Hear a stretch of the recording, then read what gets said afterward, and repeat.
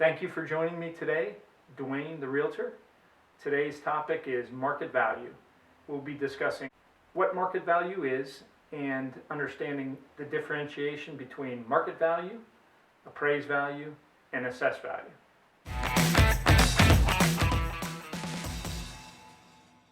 Today's topic is market value. And just to differentiate, market value is the value that the market is willing to pay for a property, or a buyer is willing to pay for a property. Adversely, there is appraised value, a value determined by an appraiser, and then also there is assessed value. And assessed value is what is used to determine your real estate taxes. So appraised value, that is determined when an appraiser comes to visit your home, and then goes back to his office and pulls comparables. Mainly they're properties that have sold, and he has a specific purchase price and conservative factors that he can go by to establish value for a lender. Assessed value really comes later. It's post-sale. Sometimes it lags behind maybe a year after the closing of a sale.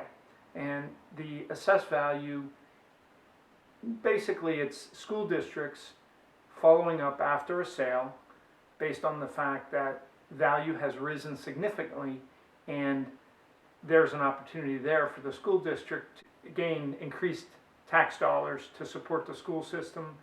And in that process, the municipality gets more money, and also the county would get a larger share. So those are the differences. So again, you have market value, appraised value, assessed value.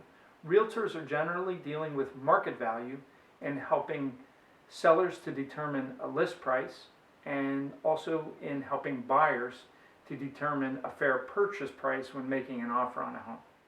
So what is market value, and how do you actually determine market value? So considerations for market value are your specific location of your house, or if you're a buyer, the house that you're looking to purchase. The condition of the property, the size, whether you're using square footage or number of bedrooms and rooms and size of the rooms. In some areas here in Pittsburgh, gaining square footage is maybe a little more difficult unless you're dealing with new construction. But the appearance, curb appeal, if you will, and any updates to the property, so that you gain all the factors that are involved in determining the actual market value.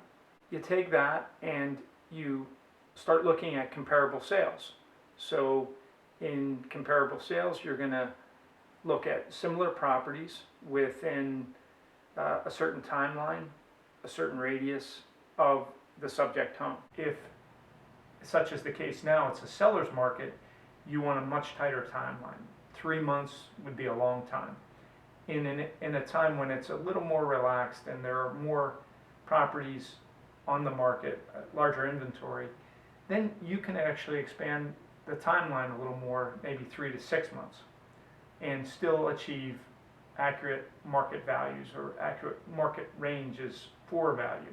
Another consideration, sale history. You want to look at how long a listing was on the market before they accepted an offer. You know, was it a couple of days, a couple of weeks, a couple of months? Were there price reductions in the history of the listing, so that you can see it was priced too high initially and they reduced down until they found a buyer who was willing to pay, and that is a way that they established the market value. Finally, you want to consider buyer perspective, and that is obviously, if you're a buyer, you're going to have the buyer perspective, but also as a seller, it's important to try and establish what the buyer's perspective is going to be. So if you're listing in a certain market range, get with your realtor and make consideration, hey, if I'm at this price point, how many other listings are there? And what is my competition all about? What do the other listings offer to buyers that my home doesn't or does, or, you know, in order to help you gauge your market value. How many homes are listed? How many homes are actively listed? How many homes are listed as coming soon? And, you know, if the result is that there are very few homes listed in the immediate surrounding area within a mile or a couple of mile radius, depending on how populated your area is, then you have the ability to increase your market value because there isn't a lot of competition. However, adversely, if you're listed in an area where there are many listings, I mean, that could be 7, 8, 10 listings that are somewhat comparable, then the buyer has some options. And you've got to price it accordingly in order to gain the interest of prospective buyers. So keep those tips in mind. Thank you again for joining me. Please subscribe to my channel. You can also find me at DwaynePalmieri.com. Thank you and take care.